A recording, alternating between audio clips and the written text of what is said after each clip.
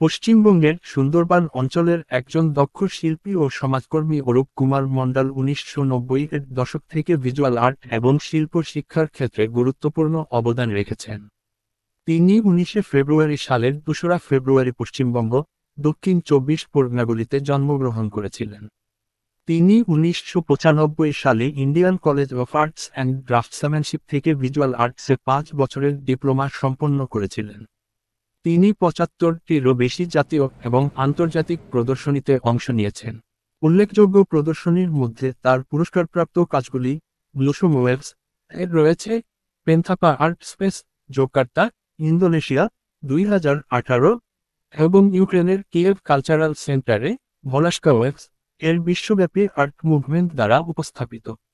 2022 সালে তিনি ফিনেক্স অ্যাওয়ার্ড পেয়েছিলেন। ভোপালের মিনি আর্টওয়ার্কসের আন্তর্জাতিক প্রদর্শনীতে অংশ নিয়েছিলেন এবং মুম্বাইয়ের ক্রিয়েটার্স কালেক্টিভ কর্তৃক এডগার দেগাস অ্যাওয়ার্ডে সম্মানিত হন। তিনি বর্তমানে পশ্চিমবঙ্গ কল-7,68 যোধপুর পার্ক বয়েজ স্কুলে আর্ট শিক্ষক হিসাবে নিযুক্ত আছেন। একজন শিক্ষক সঙ্গে একজন শিল্পী, আজকে এই শিল্পী হওয়ার গল্পটা আজকে আপনার মুখে শুনব। শিল্পী হওয়ার গল্প বলতে আমার বাড়ি, আমার জন্মস্থান হলো দক্ষিণ 24 পরগনার সুন্দরবনের ছোট মোল্লাখালী গ্রাম। আমার যে পাড়াটা, সেই পাড়াটার নাম হলো হেতাল বাড়ি। নামটার সঙ্গে সকলেই বুঝতেই পারছেন যে তার গভীরতাটা কত বেশি। ওপারে মরিচঝাবি, যে ঐতিহাসিক মরিচঝাবি, ঠিক তার উল্টো দিকে আমার বাড়ি। এখন ওখানে ছোটোবেলা থেকেই দেখেছি কোনো শিল্প শিক্ষা প্রতিষ্ঠান আমি পাইনি। পেয়েছি এটা সাধারণভাবে পড়াশুনো করবার যে বিষয়, সেটুকুই কেবল পেয়েছি, আর অন্য কিছু পাইনি। তবে মনের মধ্যে একটা ছবি দেখলে বা কোনো কিছু দেখলে খুব ভালো লাগতো। এই ভালো লাগা থেকেই আমার এক কাকা কিশোরী মণ্ডল এবং আমার বড়দা কলেজে পড়াশুনো করতেন, তখন আমি খুব ছোটো। ওরা এসে যখন বিভিন্ন সব গল্প করতাম, আমি গল্পের মতো করে সেই ছবিটাকেও অনুভব করতাম। তার সঙ্গে সঙ্গে আর ওনারা যখন কিছু একটু কিছু কাটতো, সেটা আমার কাছে আমি খুব আগ্রহ সহকারে দেখতাম। এই থেকে আমার পথ চলা শুরু হয়। কিন্তু আমি উচ্চ মাধ্যমিক পর্যন্ত কোনো রকমের কোনো শিল্প শিক্ষা প্রতিষ্ঠান পাইনি, কোথাও কোনো শেখার কোনো সুযোগই পাইনি। ফলে এই উচ্চ মাধ্যমিক পর্যন্ত আমি কোথাও নাচ শেখার জন্য তবু মনের মধ্যে পুষে রাখা যে খিদেটা ছিল, শেখার খিদেটা। তারপরে আমি যখন চলে এলাম ক্যানিংয়ে, সেখানে কলেজে ভর্তি হলাম। কলেজে ভর্তি হওয়ার পরে পেপারে দেখলাম যে কমার্শিয়াল আর্ট শেখানো হচ্ছে যোধপুর পার্ক এলাকায় একটা প্রতিষ্ঠানে। আমি একদিন ট্রেনে করে চলে এলাম ক্যানিং থেকে। সেখানে এসে সে যোধপুর পার্কের কমার্শিয়াল আর্ট যে ইনস্টিটিউশনটায় ভর্তি হলাম, সপ্তাহে একদিন করে। কিন্তু ওখানকার যে মাস্টারমশাই, খুব সিনিয়র মাস্টারমশাই, তিনি আমার ড্রয়িং বা সমস্ত কিছু কাজকর্ম দেখে বললেন যে, দেখো তুমি তোমার জায়গাটা এখানে নয়, তুমি ফাইন আর্টসে চলে যাও। আমি বললাম যে স্যার, আমার ফাইন আর্টসের যোগ্যতা বা সুযোগ কীভাবে সম্ভব?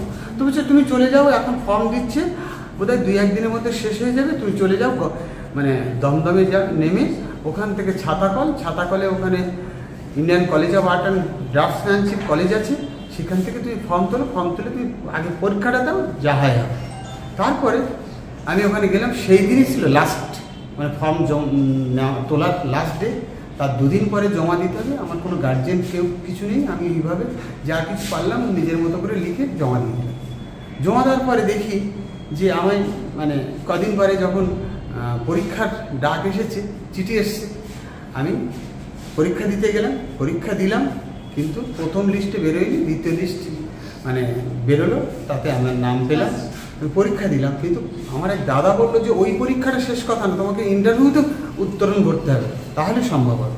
আমি চলে গেলাম এবং সেইভাবে সেখানে গিয়েও দেখলাম, পরীক্ষা দিলাম, যাই হোক হলো বটে।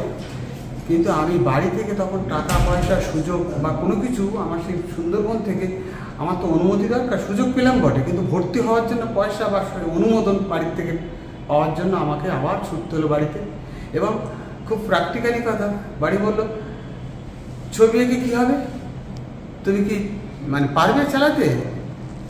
মানে এতে ছবি এঁকে তোমার পেট ভরবে, তুমি পড়াশুনো করো।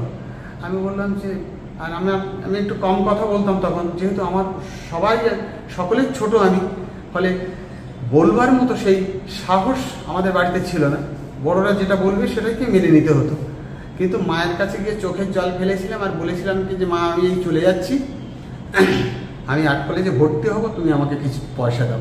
আমার খুব মনে আছে, আমার মা খুব কুড়িয়ে বাড়িয়ে বাবার অনুমতি ছাড়াই কিছু পয়সা দিয়েছিল, সেই পয়সা আমি ভর্তি হয়েছিলাম। যাই হোক, তারপরে দিনের পর দিন এমন সময় গেছে, সমস্ত মানে আমি নিজের খরচেই আমাকে চলতো, ছবি আঁকা থেকে শুরু করে সমস্ত ঘর ভাড়া সমস্ত কিছু।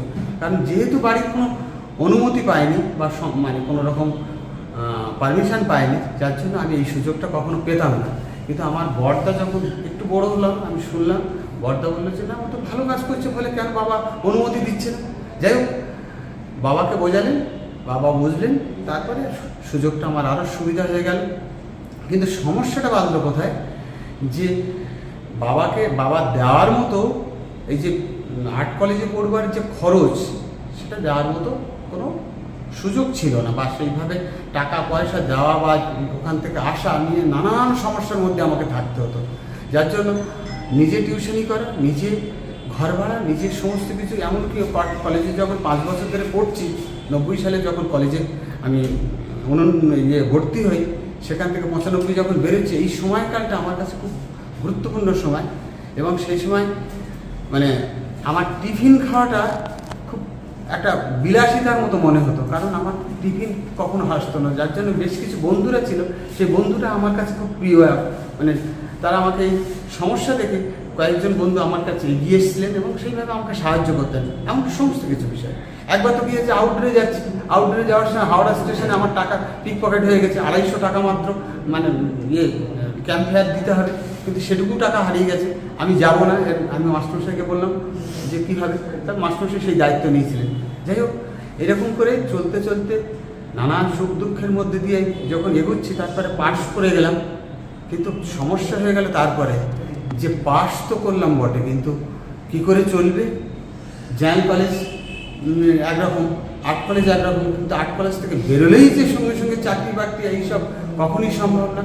কিন্তু তখন টিউশনিটাই আমাদের সম্বল ছিল, এবং কোনো এই যে এক্সিবিশন এখানে করছি এত সুন্দর করে, আমাকে কোনো রকমের কোনো গ্রুপে আমাকে নিত না। কিন্তু আমার একটা সুযোগ পেয়েছিলাম, আমরা আর্ট এজ বলে একটা সংগঠন, সেই আর্ট এজ সংগঠন আমাকে মানে ডেকে নিলেন, এবং সেক্রেটারি ছিলেন, তিনি আমাকে ডাকলেন, বললেন যে তুমি এসো, আমাদের গ্রুপে তুমি থাকবে। সেই আর্ট এজই আমাকে গড়ে তুলল। আমার চিন্তা ভাবনা, আমার মনন, আমার স্বপ্ন দেখার যে রাস্তা, আমাকে আর্ট এজ গড়ে তুলল। আমি সেই আর্ট এজ থেকে মানে আমার মনটাকে তৈরি করলাম। তারপর আস্তে আস্তে আমি চাকরি পেলাম। চাকরিটা পাওয়ার পেছনে আবার একটা দারুণ লড়াই ছিল। আমার যে গুরুদেব বলতে হয়, মাস্টারমশাই অরুণ সরকার, তিনি গত হয়েছেন, তার আশীর্বাদ না পেলে বোধহয় আমার চাকরিটা হতো না। কারণ তিনি বলতেন যে, দেখো লড়াই করো, লড়াই করতে করতে দেখবে একদিন না একদিন তুমি স্বপ্ন সফল হবে। ফলে সেই জায়গা থেকে তুমি লড়াইকে কখনো মানে হেরে যাবে না। তুমি যখনই পিছু হবে, তুমি নিজেকে আবার গড়ে তুলবার জন্য নিজেকে প্রমাণপাত তৈরি করো, তুমি চেষ্টা করো। সেইভাবে আমি চেষ্টা করলাম, এবং তার আশীর্বাদ নিয়ে আমার শিক্ষকতায় এলাম। আমার স্বপ্ন অনেকটা পূর্ণ হলো আমার এই গুরুজনদের আশীর্বাদ, এবং আমার এই চলার পথে বেশ কিছু বড় বড় শিল্পীদের সান্নিধ্য পেয়েছি, প্রচুর শিক্ষকদের সান্নিধ্য পেয়েছি। তাদের আশীর্বাদ না থাকলে কখনোই বোধহয় আমার চলা সম্ভব হতো না। আর আপনাদের মতো যারা আমাদের এখানে দর্শক এসছেন সকল, বা যারা সাংবাদিক বন্ধু আছেন, সবার আশীর্বাদ ছাড়া আমাদের মতো শিল্পীদের গড়ে ওঠা, বা আমরা যে প্রান্তিক ভূমিতে সুন্দরবন থেকে উঠে এসে যেই বৃহৎ শিল্পের রাস্তায় হাঁটছি, এটা কখনোই সম্ভব হতো না যদি না সকলের সহযোগিতা থাকতো।